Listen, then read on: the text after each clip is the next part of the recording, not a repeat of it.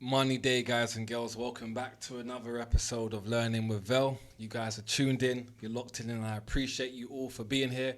Now, I want to say Ramadan Mubarak to all of my brothers and sisters celebrating this holy month of Ramadan. I haven't been providing you guys with the daily videos, and that's because I actually needed to double down on a few other priorities that I had. And by doing that, it meant that I couldn't really put myself in a position to film because it's really easy, I think, for myself to get burnt out. And I mean that in a sense where I take this massive weight upon my shoulders of always trying to provide the best education, the best information, the best services. And I like to do everything myself. Even though I might have a team, I like to always, if they don't know how to do it, I'll say, I'll do it, you watch me how to do it, and then you guys can learn from that. But that usually doesn't really provide the best possible outcome for them to learn, because it means that you need to always be more hands-on than you are hands-off. And sometimes I'll just get burnt out, guys. You know, sometimes I just get burned out, and I had to realize to myself that being burnt out is actually okay. You know, it's not something to be embarrassed about. It's not something to be disappointed about. It's just something that's necessary for you to be able to recharge and go again. Now, thankfully for me, I've got people around me that can recharge me a lot quicker, that can give me a source of motivation, that can inspire me to want to do better. And I believe, okay, well, it's a fact that not everyone has that type of network around them, or that type of aesthetics around them. You know, I live in a country where naturally it's clean. I mean, they mop the floors. You'll see people mopping the floors, the concrete floors. That's how clean the country is that I live in. So I do understand that there is going to be a lot of benefits that can help me change my mood, my mindset, as opposed to you guys who might live in UK, for example, or wherever you may live in the world. Let me know in the comment section where you guys actually live. That would be a good thing to know. Where are you guys tuning in from? Because I understand, coming from London myself, that as a guy that was London born and raised, you know, you tend to have this type of persona where you have this attitude, or you have this character that doesn't allow you to fulfill your life how it's meant to be fulfilled. What do I mean by that? Small things, right? Which is very different from a Londoner to, let's say, an American, for example. Yeah. Cool. We might go to a party. Yeah. And let me know if you can relate to this. You might go to a party, you hear the music, you like the music, but you ain't gonna start dancing. Why would you do that? Right? You ain't gonna start dancing in the middle of the club. You're gonna be on the side of the wall. You might just give a little nod your head, a little sway, but you ain't gonna just start dancing in the middle of the club. Like, that's not cool, bro. We don't do that, right? But then an American guy, he might be in the dance floor. He might be getting all the attention because he's getting loose. He's doing all these crazy things, right? Now, the question is, who's having more fun? Because if you go to a party, you go to a party to have fun. The question is, who is having more fun? Is it the guy in the middle of the dance floor who's having fun, you know, who's dancing to the point where he's sweating, or he's doing whatever, right? He's living his life. Or is it the guy standing up on the wall pretending to look hard, or just being composed but just being on the side? Now, I would beg to say that, well, I was the guy on the side, and I liked being on the side. I didn't ever once feel like I wanted to be in the middle. But when you understand the condition, or when you understand the indoctrination of being born in certain places around the world, you start to understand that you naturally develop some type of persona that doesn't belong to you, but you think it does. What do I mean by that? Well, in this day and age now, I think people are living a life that they think is made for them, but it's not. People are living a life that they think is the right way to live, but that's because you've been taught that way to live. It's not the right way for you as a person. In most cases, we don't even know ourselves until we reach a certain age of maturity, because we've had to go through many different trials and tribulations. So without us understanding ourselves, how can we really understand how we should be reacting around others if we don't really know ourselves? But growing up, like I said, in London, for example, you will act a certain way. Growing up from the hood, you'll act a certain way because you know, even if I want to let myself loose and have fun, it's out of character. That's not how we are, you know? And naturally, people from UK are a lot more less receptive than people from America. People from America, they're really animated, and their accent is very vibrant, right?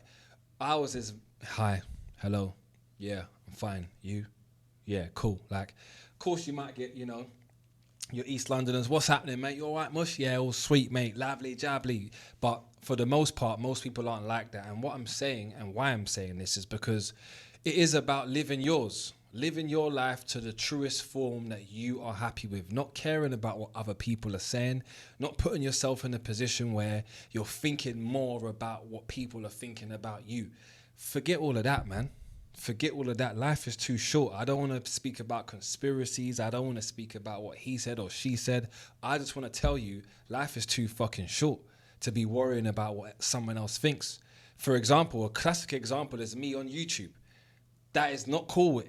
From where I'm from, being on YouTube wouldn't be cool, right? It wouldn't be cool. It wouldn't be something that, growing up, I would have looked up to. Someone being on YouTube and, I want to be like this guy. Or those things don't fit the character profile of what I'm meant to be. But what I'm saying to you guys is I'm meant to be who I am meant to be. A character, an economy cannot shape my characteristics. It cannot shape me as a person and marginalize me to put me inside of a box and say, this is how he's meant to be. Because that's what happens. We grow up from the roads, and even though we may not be on the roads no more, we live a certain way. We think about certain things and we stay away from certain things, right? We stay away from commenting on certain things. We stay away from acting a certain way because those things aren't how we would act. But my point is this. Sometimes the biggest block, sometimes you are your biggest blocker to your biggest blessing. Okay, sometimes you are your biggest blocker to your biggest blessing. And what do I mean by that? Well, just by acting a certain way or by being around certain people, you might have developed this characteristic, or you might have developed this profile that you believe you match, which actually has led you to missing out on a major blessing. I'll give you an example. I'll give you a classic example. When I was young, I was scouted for Vogue magazine one time in the Arndale Centre.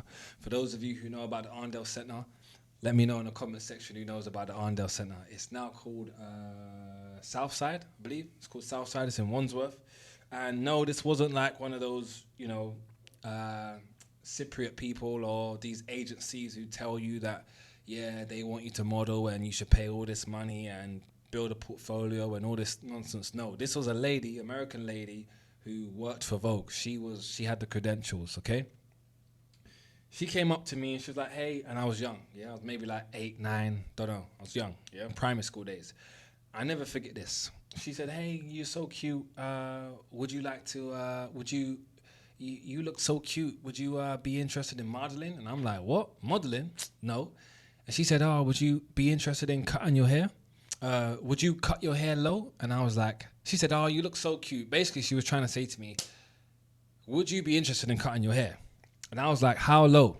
She said, Puff Daddy low. Now, that's actually a major significance now. Imagine that. But because I turned around and said, no, what? That's gay. And of course, growing up, you don't say these things meaning that it's actually two men, You just mean it in a sense where it's like, nah, that's just... That, I mean, from a young age, that's the mentality I had. I was like, I'm going to be a footballer. I don't want to do no modeling shit. What the fuck is that? That's gay. I don't want to do that. What's that? Because it didn't match the profile of what I was growing up into. From where I was, from the people I was around, from the area that I grew up in, modeling, what the fuck are you talking about? That's gay. I ain't doing that. That's what I was thinking from 9 years old. From 9 years old, this is what I said. So when she asked me this and I told her, she looked at me like, little boy, who you with, man? Where's your mum? Where's your dad? Because you don't know what you're talking about. So I said, my sister's over there. She said, cool. So we walked over to my sister and then, we walked over to my sister and she just told my sister, look, I think your little brother's handsome. I work for Vogue magazine. I'd love for him to, try out modeling. I think he could do really well. And my sister, and it's quite, really, I think it's my sister's fault. But my sister was like, Cav, do you want to do that? And I was like, no, that's gay. I'm going to be a footballer. It was a bit like whoever seen Boondocks when he's like, gay. That was me. I was a little kid like, nah, that's gay. I ain't doing that, And my sister was like, nah, sorry, we're not interested. And basically walked off. And we got back to my house. And she told my mum, yeah, this woman approached Cavell to want to model for Vogue magazine, and my mum, she went mad, like, what? Like, what? She couldn't believe it. She couldn't believe it. And growing up, my mum always reminded me that that was a chance that I had in life that I squandered. And, you know, why am I telling you this story? Well, first things first, wallahi, okay? This is exactly what happened, how it happened. And the reason why I'm telling you this story is because it's an example from my experience that you guys can use to not hinder your blessings, okay? I separated myself from a whole industry which I knew nothing about, based off of the people that I was growing up around, the energy that I was carrying, the profile that I thought that I was. When at the end of the day, I could have been modeling for Vogue. I could have been on the men's GQ. I could have been the flyest motherfucker out here. I could have been the flyest motherfucker out here, right? But no, I decided to go down a different road, which, you know, alhamdulillah, I'm not going to complain because I'm here. But I'm saying this to you so you can understand. At 9 years old, I didn't know how to act. Hopefully you guys watching this video are a lot older than 9 years old, okay? And you may still not know how to act because you may be living a life that you think is made for you. You're living the life that you feel like you was born into. It's like what I'm trying to really explain and express here is, when you grow up in Southwest London, yeah? When you grow up in certain areas, you just act the same as everyone because that's how everyone acts. Do you get what I'm trying to say? And obviously it's probably everywhere in London, different parts of London. It's probably all over the world. But what I'm trying to say is you just usually act the same way that everyone else is around you, okay? So you tend to not do things out of character. What do I mean by out of character? You tend to not do things that other people wouldn't do in your area because that just would be seen as weird. You know, that what I'm saying to you is the reason why we can be the biggest blocker of our own blessing, guys. And I would hate for that to be a case where you guys watching this video right now don't take this in.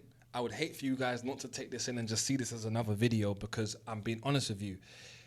Your blessings that you block, sometimes they don't come around again. I've never been approached again by anyone in the world talking about, you know, should I model for Vogue? Vogue. So guys, if there's anything you can take from today's episode, man, don't block your own blessings. With that being said, we look forward and we roll out the next one. I've got some Ramadan vlogs coming as well, so hopefully you guys can see a day in the life of what it's like. Me fasting throughout the day, making salat, going to break fast with a few brothers, and yeah, man, I just kind of wanted to share that with you guys today, with not blocking your own blessings. It's really important. At the end of the day, if you don't know, if you don't try, you'll never know. If you don't buy a raffle, you will never win a ticket. Or if you don't buy a raffle, you'll never win a prize, sorry. That's really important. I had a conversation with one of my friends earlier today. Shout out Two Sides. I had a conversation with him, and that was exactly what he told me. If you don't buy a ticket, you'll never win the raffle. And it resonated so well with what we was talking about that it really made me want to just jump on here and share it with you guys. So I hope you guys have found this valuable. If you have, of course, let me know your thoughts. Let me know if you've ever had situations in the past as well where you guys have missed out on opportunities, because that's what's important here. It's about missing out on opportunities and making you stronger, or making you wiser, or making you a better person to be able to identify valuable opportunities in front of you. Valuable opportunities, guys. We're not talking about squandering petty friendships here. We're talking about things that can be life-changing for you, and it might be things that start off small that actually could work out big. I was only 9 years old. That could have been something very small that could have worked out very big, you know? Shouts out to everyone who subscribed. I appreciate you guys. You know the vibes. It's lit side.